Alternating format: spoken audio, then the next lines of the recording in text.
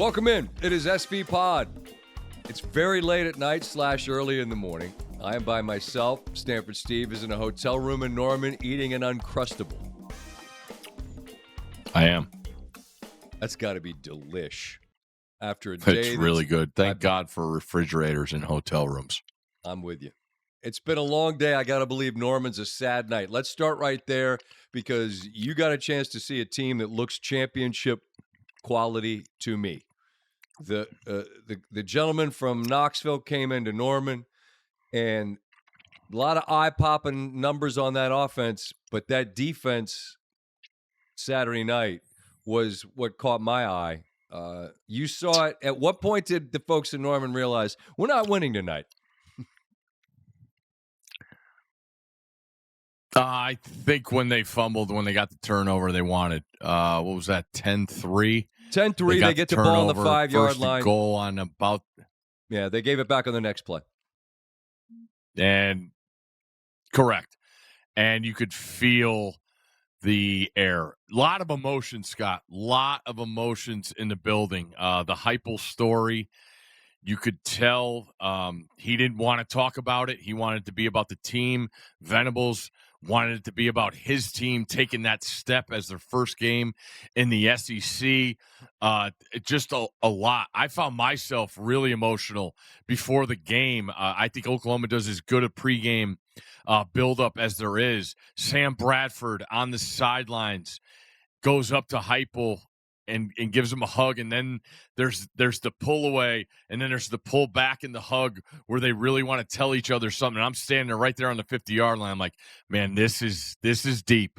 This is deep. Heupel talked about how when they practiced or did walkthroughs when he was at Oklahoma as a coach, he never even walked to the visiting sideline. Like there was a lot, man. I like I said, I got taken back when I was little. I was a Switzer guy. My dad was Tom Osborne, and we battled. Like those were the games we watched. And talking to Coach Switzer today, and like I'm getting choked up right now. Like my dad was an Osborne guy. I was the outlaw young kid that That's wanted, awesome.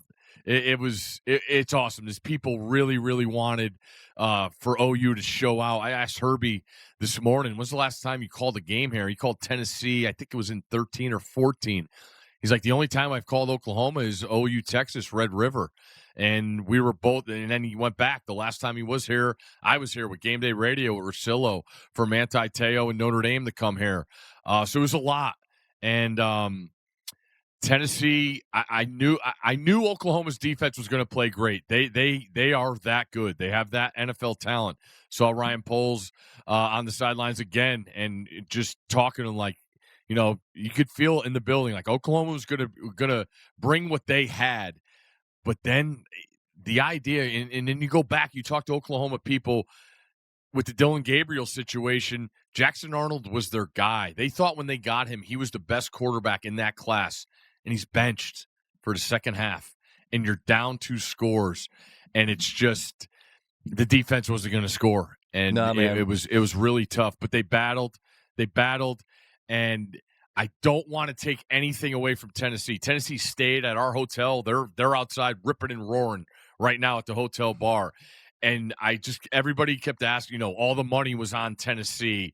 The expectation that fan base can get where they get a little crazy. It was right there. They knew they were going to get punched in the face. Yep. And they won in a way where they didn't think they could. And they won't admit it, but that's the reality. And it's awesome. It's awesome to see because when you go on the road, you really find out. Nico's first true road start. I'm sure we'll get to Miller Moss, his first true road start. That was the story of the weekend to me, and Tennessee really, really wowed me. Yeah, man, they held OU to 222 yards of offense, and a pretty significant chunk of that came late. I mean, there's some window dressing touchdowns there in the end. The game was basically put to bed. I mean, damn near half of that came late. I get that it's tough. OU's like, man, are we really gonna bench Arnold? I mean, couldn't do it. You get a strip sack inside the 5 and you can tie it and you give it back on the next play. And their defense gave them chances, and their offense could not. I knew they would. I knew it. Yeah, well, they did every single thing that you could ask of them. Their offense just couldn't do it, and I think that you could do one of two things here. You could say, well, it's because OU's offense was awful. I think it's because Tennessee's defense was fantastic. You said it. They went on the road in a hostile environment and won in a way they didn't know they could. And look, there's plenty of big-time tests coming for them. We're going to find out more about Tennessee. But this is the kind of early, shout out to Earth, Wind, and Fire, 21st night of September, night game. Everybody's ready to roll. You win a game like that, there's plenty of games, people aren't in their weight class. This is a big boy heavyweight fight. And salute to Tennessee. I'm on OU on general principle. You give me those points at home, I got to take them. Wasn't enough, and Tennessee's got a couple of monsters coming in the months to come, and that's a conference where we know you could stub your toe anywhere. You get caught looking down the road. Missouri nearly did today. Vanderbilt pushed him into double overtime. You never know. You never know where the pothole's coming. You never know where you're going to stub your toe. But this was a game that had their full attention, and you could see afterwards, Steve, his guys, Heupel's guys, knew what it meant to him, and I love that. I love when a group of young men they wouldn't have any concept of who that dude was to OU, none. But they knew they clearly knew what it meant to him, and you've lived it. That's the stuff that I think those are the moments that unless you've been in those rooms, and I haven't been, but I admire, I envy what those must be like, Yeah, it was. I went back out. I was going to go back, and we got the bus outside. I'm trying to keep tabs. Maybe a 3-0 day on the board. Maybe a super dog, 13-point underdog wins on the field. I'm trying to keep tabs, and I went back out there because I wanted to see it. And I'll tell you right now, Scott. I said it. You'll get this because you've been around enough guys. Iamaleava is volleyball tall.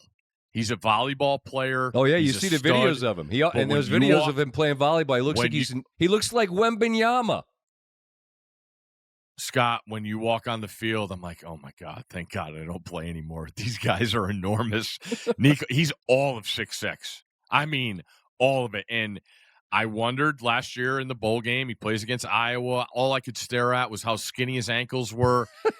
And then you see him walk around the hotel here and talking to fans and families. He's the real deal. He really is. I love the kid, the demeanor. And again, knowing what they had to do when they got into it. The place is ripping and roaring. It's passionate and deeper roots as a fan base, a tradition, the whole thing. And the way they did it, I think Tennessee is a scary, scary deal right now because they believe in themselves like they wanted to, and then they did it. Again, the way they didn't think they had to, but they did. It was awesome. Awesome to see. And Big Orange is ready to go. Where's SEC Cliff? That's my next question. I need to know where SEC Cliff is. I hope he's listening. He always checks in with me after a big win, so I'm hoping to wake up from a text to him tomorrow morning because he's got to be on SEC Cliff. He gets up there. Oh yeah, he gets up there in the confidence level. It's all the way up there right now. Yeah, Vol Nation. They don't need a whole lot of gas to get that fire cooking hot, and they got a lot of gas right now. I have a lot written down that you would not have seen what Colorado did, I'm guessing, because you were in transit. I did. You saw it? I had the iPad out. I brought an iPad to the football game, Scott. Is that a bad move? No, it shows your commitment to this to the sport and the pod, and your listeners appreciate it. That was. Go ahead. No, I'm just thinking about knowing some people on the Baylor staff. It's as bad as it gets. That's brutal. I'm certain it will be on Bad Beats. The question is just how many layers do we wish to show? They've got the lead. They try a field goal to go up 10 late. It's a duck hook. It opens the door for Shedeur. The offensive line standing in front of him is not the strength of the Buff team. He's under duress. There should have been a strip sack. How the O-lineman fell on it, I don't know. They almost hit a deep ball that everyone's like, oh, it would have tied the game. I don't think so. The receiver, I think, was going to fall down on about the 2 had he caught it, but it hit him square in the shoulder pad. And now there's 2 seconds left. You think so, right? I mean, I don't think he scores. I think he falls down, and then it would have been a clock situation because you would have had to get down there. They mark it, clock it, maybe once. Whatever the case might have been, it doesn't matter because Shedeur rolls out, and he hits LeJontay Webster, shades of Westbrook years ago. And then in overtime, they go right down and score. And then Travis Hunter, who had 7 catches and $130 and is on the field for a zillion plays, goes low. The Baylor running back tries to leap over him. Ball gets knocked out. You got Buff fans on the field. They're not sure. I thought in real time, he fumbled it. I'll be damned. All of it is to say, incredible tip of the cap to Colorado for staying in the fight. Incredible plays made by the quarterback and the receiver. Incredible play made by Hunter. Credit. Now Baylor, you can't lose that game. And they did. They did. And I just am really thinking after being at these biggest games the first couple weeks and watching Colorado on television and then going back and watching Colorado on the tape, I can't tell you how much I think of Travis Hunter. I'm trying to think of a word. You're the best with words, but as good as immensely shit. Impressed. He's the fastest guy. He plays the hardest every single play. I don't know how else to describe it. And he's on as an opposing team, coach, player. It's the worst feeling to have because he never goes away. He's always there. You don't get a break. You don't get a break after after Shedeur's throwing it to him. Then he's out there busting up all the stuff you're doing. I love what you said though, because it's not just incredible talent, but it's incredible effort. And you often talk about it doesn't cost anything to hustle. But I think about the tryhards in life. A lot of the tryhards in life try really hard because they're not great. It's really, really cool when excellence is also in not just the talent, but excellent effort. And that guy, he makes the play that and I went back and watched it. At first I was like, well, I mean, he was kind of just no, he made the play that led to the fumble. And I can't believe Baylor lost that football game. I can't believe they lost it. They did. That's a crusher. It's funny. I'm sitting there with Thamel this morning, and we're going through his news and notes. And I said, does Dave Aranda have to go to a bowl game to keep his job? He said, absolutely. And I'm like, this is the game 3-1 if they win. That next step. They're 3-1 if they win. No, they did not. They battled with Utah. I know Rising got hurt, but that was a quality loss. And now you got a chance. You're going to have that audience, and they couldn't get it done. But again, I want this to be about Colorado, and it should be where they were against Nebraska, and being able to answer. The stars shined. That's the way I look at it. And Shedeur to roll to your left and have enough. We talk about throwing all the time, right? Yeah. Naturals, rolling to your right, you're going to be able to do it. Mahomes does his own thing. But for Shedeur to roll to your left and have enough lift to get that ball, 53 yards in the air? Sounds about right. That's stupid. That's next level stuff, and that's why you should be excited about that kid. An incredible catch as well. It was Webster. LeJontay Webster made the catch. Had to get his arms underneath it and had to shake off a defense. I mean, again, he did. There was a sequence of things that just couldn't possibly happen. All of them did, and it's a CU Skull Buffs victory. Remarkable. I got some Friday stuff to get to because the Illinois-Nebraska game I thought was fantastic. I see Stanford 1-0 ACC leaders. This is Friday. This is Friday right here. Right here. That's all you need to know. AC Tree football. What? That's a Stanford shirt for those listening on a pod. Steve is popping that Stanford shirt. They went to Syracuse and won a conference game because that makes a lot of fucking sense. Jesus Christ. Stanford, Syracuse, sure. Conference game. All right. Unreal. Hey, they won it. And salute to them. While we're at it, Florida State got a win. Florida had like 200 more yards. Somehow they couldn't score touchdowns. They had the ball down there late, and Florida State. And they scored 45? Who? Cal Florida. Scored 9. No, Florida. Oh, I said Florida State. 45? Yeah, Florida scored 45 against Mississippi State. Florida State managed to beat Cal. I was talking about another ACC conference matchup that makes little geographic sense. I do want to tip the cap to Brett Bielema in Illinois. They beat Nebraska in a game. Steve's wagging his finger. What do you got? No, go ahead. I'm glad we're doing this because it was awesome. It was the way they did it, the way they withstood. It was a great game. It was a great game where I felt Illinois. Yeah. Look, Raiola makes plays that you go, oh, okay. Dude, like they haven't had that in a long time.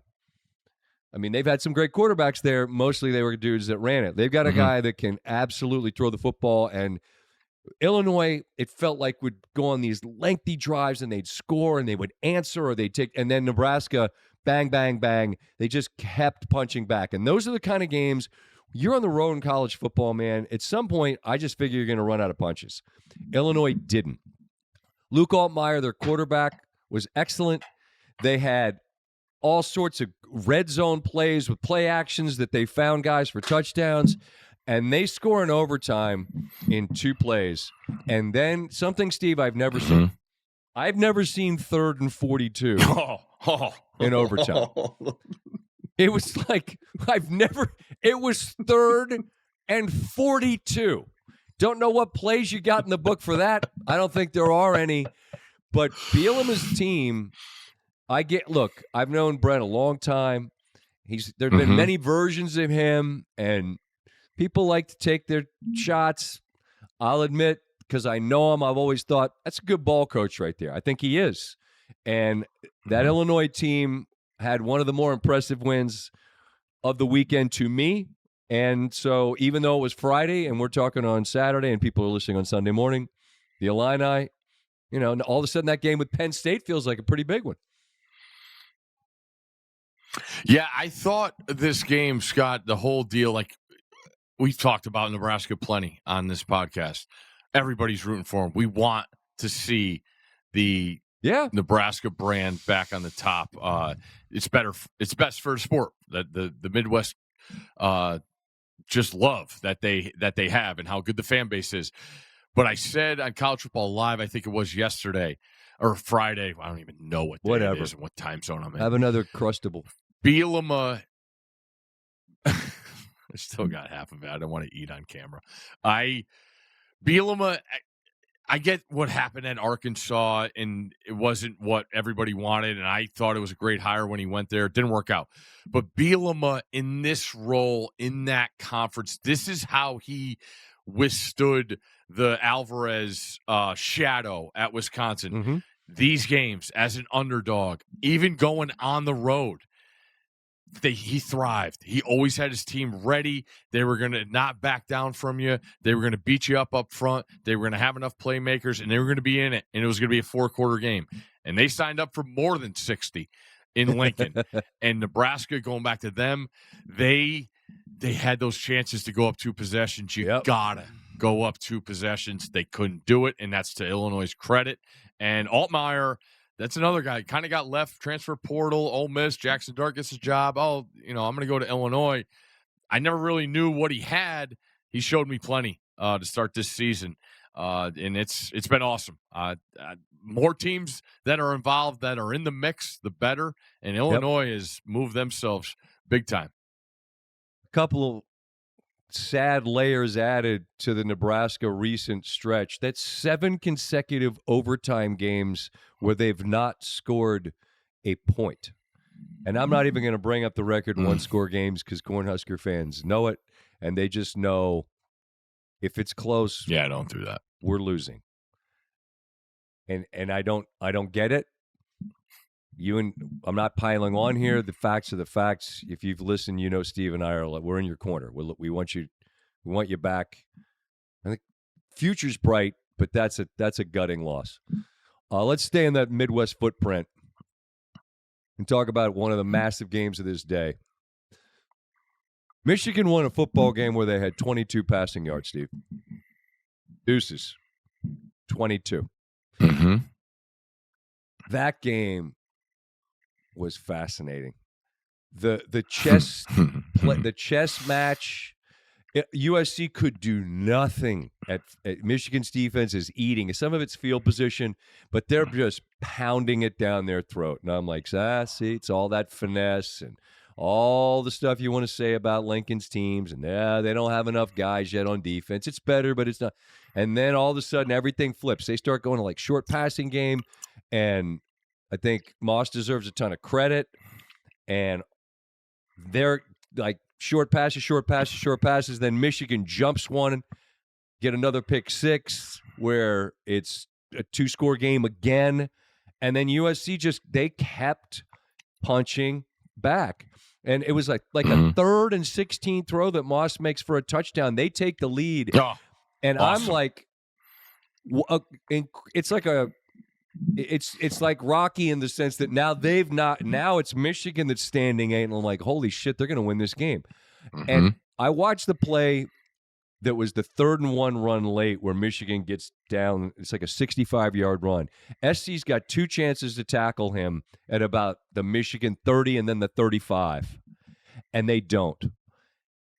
If they tackle him on that side of the field, I'm convinced they win the game because I don't believe Michigan could have completed a pass. They couldn't complete a forward pass. Mm-hmm. But they got a 65-yard chunk run, and then they end up scoring on a 4th and 1. Now, they were right up against the goal line, and USC's defense bowed up, and it was close, but they got in. And it was amazing because it's like that's a season changer for Michigan. Getting in there, you lose, you're 2-2. You've lost the 2 profile games on your field. It's not the end of September. You've already got 2 L's, and you're everything's up for grabs. Like that can change the trajectory of their season. I think they're still obviously limited because they can't throw it. But that was a big boy football game, and I'm not trying to sell USC sunshine. You lost and you're not happy, but they still showed me a ton in an L. I think it was a rare game where I left at the end of it going, I was impressed by both teams, and that's hard to have happen on a Saturday. I'm just curious if you felt some of the same things I'm saying.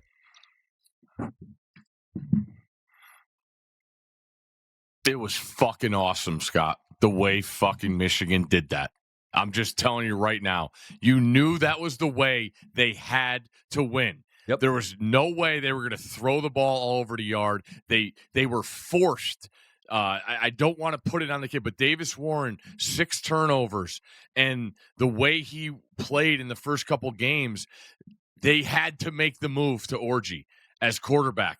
And you knew the only way they were going to play today was that way. You talked about the chunk run that they got. They did it. And then 4th and goal, you run behind your guy, Bredesen, 44, who gets the kickout block. It was so awesome. I think it's great for the sport because I'm watching all these games like Tennessee and Oklahoma, for instance. They're moving tight ends constantly across the horizontal run game. To watch Michigan line up and run the ball down your throat, and then for SC to come back the way they could and do it and take the lead. That game was so refreshing to see that we still have different styles that can work in the sport. It was awesome. And I'm telling you, I don't know how to say this. If SC won that game, I would almost guarantee they're in the playoff. They were guaranteed to go with a win at Michigan and a win against LSU SEC, your first Big Ten game, but they don't. And now you're back down the ladder, and now you're starting to look up again. And you're like, okay, this is the conference we're in. How many times are we going to see this type of ball? How many teams can do this to us? Penn State's going out. Road games? Is weather going to be a factor when we got to go? Mm-hmm. All these things now you got to start rethinking, and it was that close. But the way Michigan did it there was a lot of pride in the way they did it. They knew their best player, Colston, didn't play. And you get that news, I'm like, how are they going to pull it? And Desmond picked USC on game day. He's never done that in his life. Yeah, I almost fell off the chair. Michigan. Almost fell off the chair. Kirk looks at me. He gets up. He got up out of his chair. He's like, wait, what? Are you all right? Just awesome. I thought all that happened and being at Tennessee, Oklahoma, that game, the way it happened, and sorry to cuss multiple times. That's okay. But it was that good. Yeah. The way they did it was great. Well, it's because it's the only way they could have done it. There was no other path for them. They had to do it. They had to do it that way. They had to just swing the sledgehammer. Mullings, the big run, the touchdown. That game was, as Steve said, it was awesome. Multiple awesomes. I have a fun stat for you. You're not going to know what this is. It's not really a quiz, but here's the numbers. 42-26, 17-34. 17-34, you're saying, what is that, your record in winners? Sounds about right. Thanks, Kansas. Up 11 in the fourth quarter. Under 6 minutes to go. They don't get there. The 42-26 is the time of possession for Utah in Stillwater. 17-34 is the time of possession for the Cowboys. You don't have your 36-year-old quarterback rising because he's injured. Doesn't matter. I think Utah is on the short list of teams I would least want to share the field with. They just put you in a blender and push puree. They just pound you. They just don't care. Oklahoma State, they had 6 consecutive possessions. Punt, punt, punt, punt, punt, pick. They got a touchdown late. It looks closer than it was. It wasn't close. Utah went in, an unbeaten team. They're new in town, and it's like, oh hey, like we're from Utah. This is how we play. We're just gonna pound your toe with a hammer for 3 hours. Enjoy. That was different, but also impressive because they're just so true to their identity, Steve. And that's the most wrong I felt. I said yesterday and today, Utah cannot win this game without Cam Rising. And boy, did they shove it right in my face. And again, the way they did it, you talked about it, how you don't want to share a field with them. The constant stress they put on you. And I said Oklahoma State had a good drive going, and when they went down and got the first 3, and I said Oklahoma State has to get 7 here. Because now that's a different. That's not a field goal where Utah could, get a big chunk play and kick a field goal and tie it. You got to go up a touchdown here. Oklahoma State never recovered from. They had the ball down there early, couldn't get it going, and again, Whittingham, I'd take him over anyone. I think in a fight. No, I'll probably take. That's a tough one. Sataki or Whittingham? Probably Sataki because of age. Yeah. But the way they embody their coach. He talked pregame about Ollie Gordon being a bully, and he loved saying it because he knew that would get his guys motivated. Scally, the defensive coordinator, they're not afraid. You just know with Utah, they're not afraid of anything.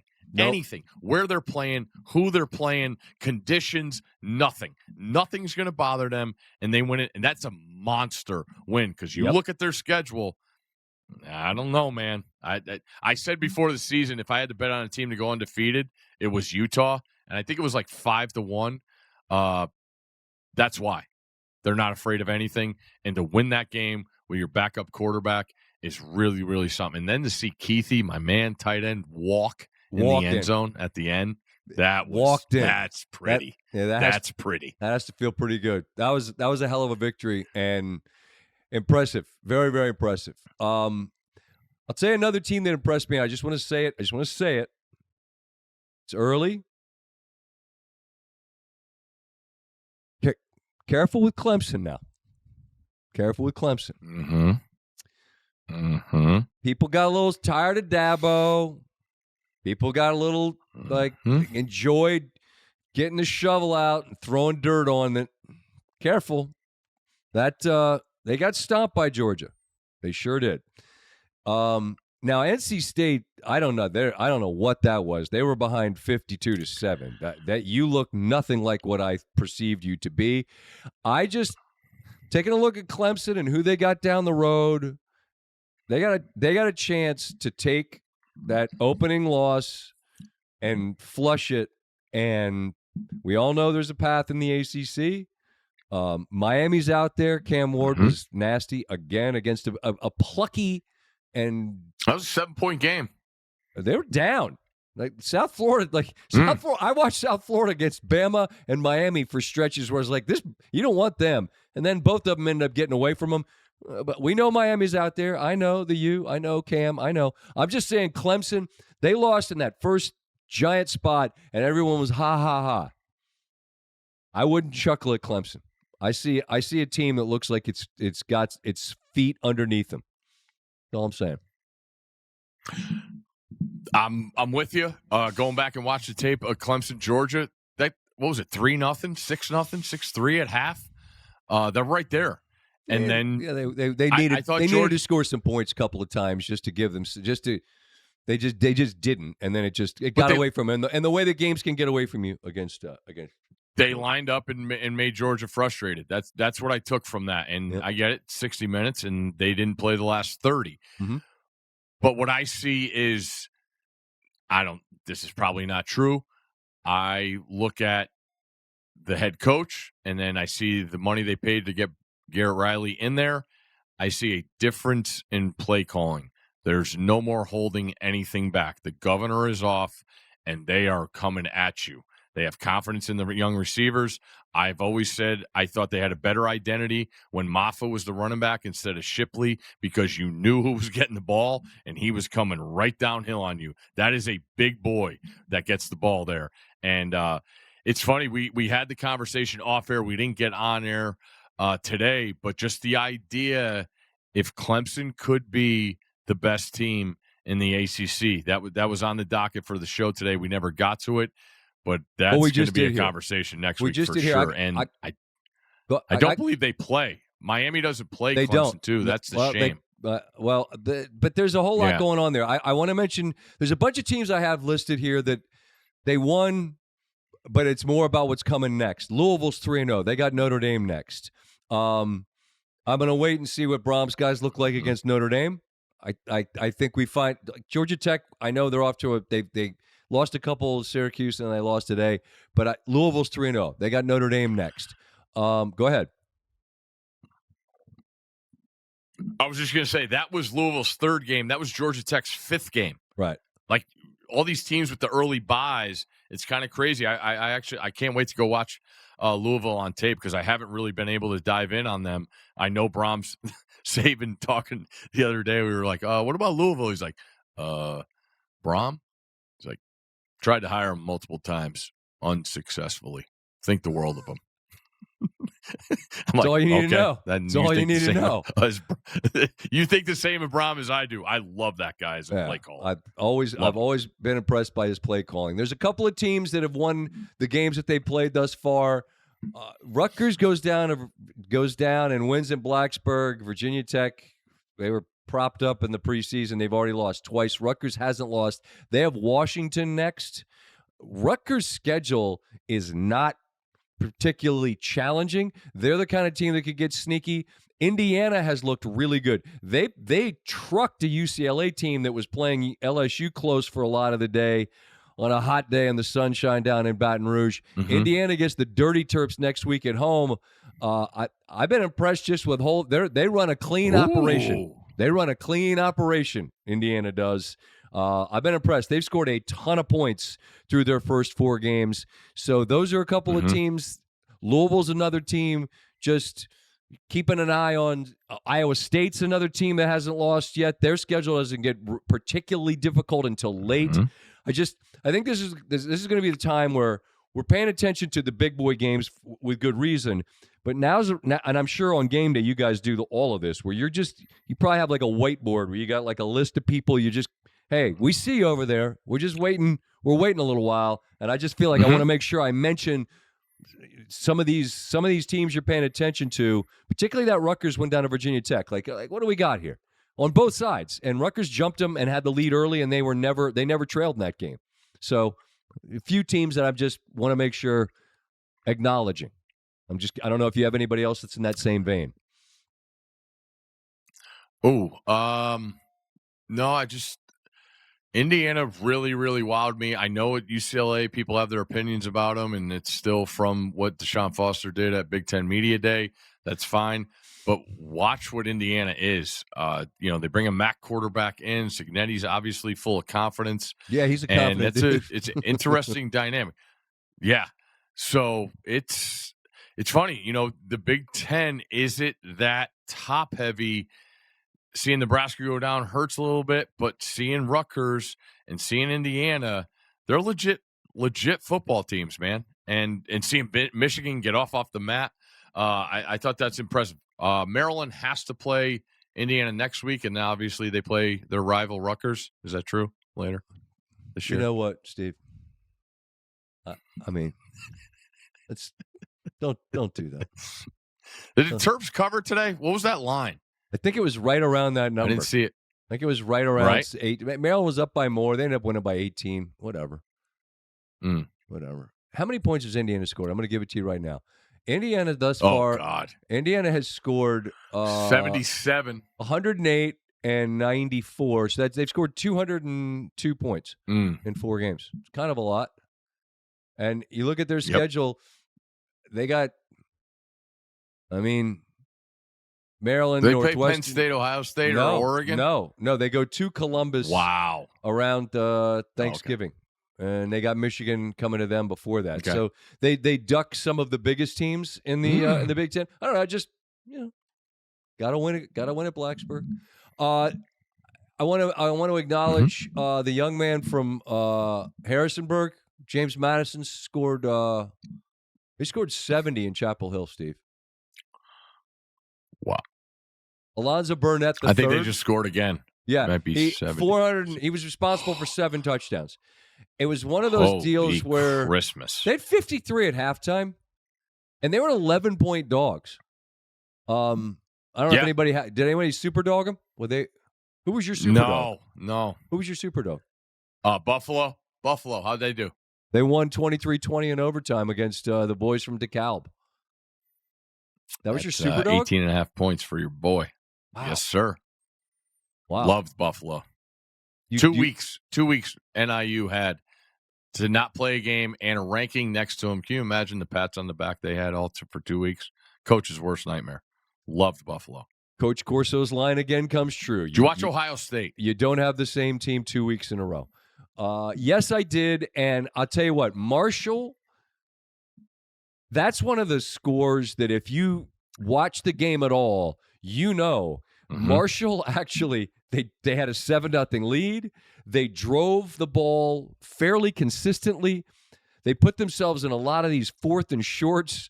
And then the Ohio Rush was like, all right, we're playing for real. And then it was just tidal wave after tidal wave. And they have home run hitters on the field. It doesn't matter which running back it is. They score. I know Woody Hayes. Is a guy that you revere out there in Columbus. I will not cast aspersions to your guy.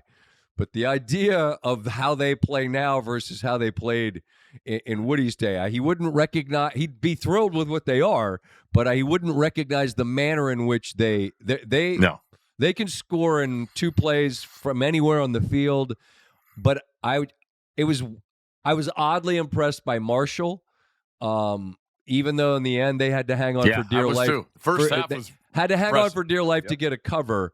But I mean, to have that kind of depth at the running back position just feels unreasonable to me.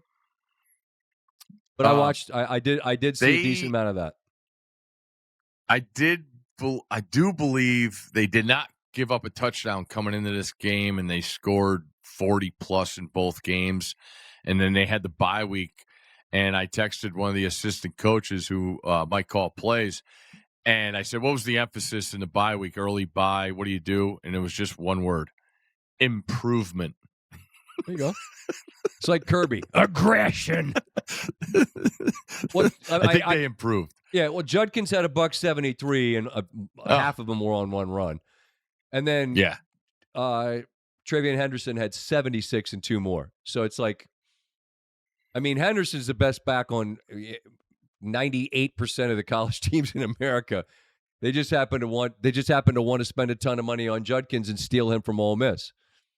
And I guess Kiffin was just like, all right, well, we'll spend our money and go get somebody else. Trying to think of what else here. I watched some of Auburn, Arkansas, and it was one of the worst first halves. It was just chaos. Now you got Freeze talking about quarterbacks. You got one of his former quarterbacks on Twitter talking about how Freeze throws people under the bus. The temperature on the plains doesn't feel to be great. General mood at Auburn. And they're, I don't know. That's just an interesting place. That feels pretty consistent, though, on the plains. That's so perfectly said. I was going to say, in other words, it's football season at Auburn. Yeah. I feel like Arkansas is a sneaky team. I feel Auburn like will be on winners next Thursday for sure. Well, then bet against them. I'm telling you right now, Arkansas is going to beat somebody that they're. Why? What happened? I thought we had a good day. No? Well, we had KU look like they were going to get there, and then they didn't. Purdue's dead to me. I can't take them again. They were wrong. I had Northwestern. They had 4 downs from the 1 yard line and didn't get in. 4. They kicked a field goal. Were they down 25-2? I don't know what it was. No, it was 24-5. I thought it was 24-2, and they were on the goal line, and they elected to kick a field goal from the 1. Awesome. Then they had 4 chances from the 1 and didn't get in, and I had them. I'm simultaneously watching Purdue, who I took 2 weeks in a row. I'm just going to say it. I at around 3 o'clock, I'm like, I have what we call in the gambling space clarity. Clarity. KU was right. Feel good about it. Who else? Clemson was ahead 52-7. I'm like, I know what I'm doing. I'm good. Had SMU on the card, liked them, didn't give them. They're doing great. I'm like, all right. I see the board. This is when the game slows down, and I'm like Neo in the Matrix. Except now the bullets aren't slowing down, and they're right through the skull. Purdue, no. Northwestern, absolutely not. Oklahoma, We got BYU. As we talk here, are they still ahead by a lot? That was awesome. BYU's ahead by a lot. 31-6, I saw. Yeah, Now, see, those are the kind of games that just you see that and you go, well, that's the one. That's what you do. But I'm giving out far too many that just aren't. They're just not winners. They're actually losers, which isn't the name of the segment. I'm just perusing the thing. We had history today. History. Go ahead. Yeah. What? 3-0 on the board. You went 3-0. So what are you now 3-0 for the season? 9-3. I just want to say something. Super dog. I just want to say something to all the people out there, all the bozos that came at him for having a bad year last year. 2 words for you. Suck it.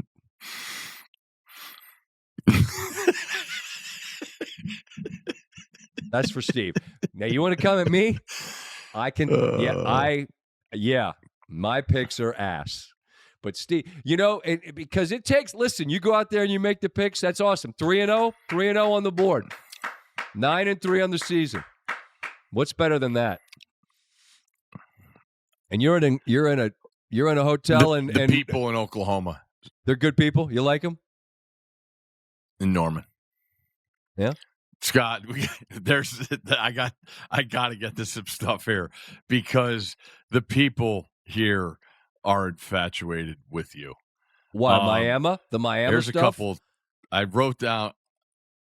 No. Remember when we went to Tulsa for the PGA? Sure, Southern I do. Hills. Yeah. And we were looking for casinos, and I called one and asked for credit. And I had at least 15 people walk up to me this weekend, and they're like, "Oh, tell Van Pelt there's no way in hell a casino could give people in Oklahoma credit. So he is a person that is affected by the bad people here in Oklahoma." Are you saying that there are scallywags and rapscallions? Rapscallions are afoot in Oklahoma that cannot be extended credit in the gaming institutions? Yeah. It was like a 60-year-old man and his wife sought me out today at a tailgate, and he's talking to me. He's like, that just is never going to happen. I'm sorry you thought that you possibly could do that. And the wife, who probably is younger, just looks at me. She's like, "The people of Oklahoma don't deserve credit." I'm like, oh, we were just some guys flying in for a week and hoping to get some credit at a casino. It's okay. It's okay. I disagree. Walked into a tailgate. Straight degenerates, like phones out, wires in, chargers, and everybody had Kansas. 2-hour delay screwed everybody up. People love their action. I also, how you're turning channels like on a Friday night and you're looking for a game and whatever it is, ESPN 2, the U, FS1, and there's like the drag racing thing on where there's cars going and they have like the kites that pop up. Yeah. People Sure. here watch it. People here watch it. I got a death stare at Chili's last night when I asked to put the Stanford-Syracuse game on. And people were watching those cars with the kites on the back. And I got told, yeah, you could have it on that TV over there. I'm like, people really watch this? So just they were like into it. As a life hack, if you find yourself in a bar in Oklahoma and they're watching the drag racing with the kites, don't ask to change the channel. You know what I'm talking about. Of course I know. You know what I'm talking about. Of course. Yeah. Of course. Is that the guy? What's his name? Somebody LaForce? Isn't that one of those guys? Am I inventing that? Drag racer. I'm going to look it up right now. Sure. Drag racer, but LaForce. We've talked about it enough. Hold on. No, on a Friday I want to know. We don't need NFL Network on every TV. Places. John Force. The TV epidemic in bars is John Force, NHR drag racer. He's a 16-time NHR and one-time AHR Funny Cup champion. My drag racing knowledge is bang. Have some of that. You're 3-0. I don't give a shit. I got drag racer knowledge right here. Top of the dome, baby. Come on. They were not interested in your bullshit ACC game. No, they were not. They were. I mean, death stares. How psyched were you for the boys? Here? That was a nice win. We got to get Coach Fran Brown. Thank God he changed hats. That hat he was wearing in the first half, I don't know what that it looked like he was wearing his kid's hat. So Syracuse, get on that. And what else do I have? Speaking of Chili's, free pub, whatever you want to do. Their salsa is the best thing in the world. Okay. There's no Chili's around where we live. And there's one across the street, and I said, you know what? I'm going to Chili's to watch Stanford and Syracuse. Little did I know I was going to have to fight the drag racing TV. Yeah, but we got there. But you got salsa and probably a couple cold beers. Just a couple. There you go. Too stressful. That game was stressful. Yeah, but you got the dub. 1-0 in the ACC. Never lost in the ACC. Not very few can say that. Awesome. All right. Stanford Steve is heading back from Norman. We got countdown home game because we got a doubleheader. Then we'll be back at it Tuesday for a recap of NFL action. I got some fantasy maneuvering to get involved in right now. Did you quit as a fantasy GM, by the way, or are you still involved? Yeah. Did you quit? I believe I set the lineup that put the Jets defense in, so we're up 26-0, I believe. There you go. All That's right. just me, though. You could listen to all the jibber jabber. Listen to the man that's 3-0 on TV. Have some. Don't listen to me. My picks are ass. We'll see y'all next week, Saturday night, late night, and we'll see you on Tuesday as well, a little NFL. Travel safe, big fella.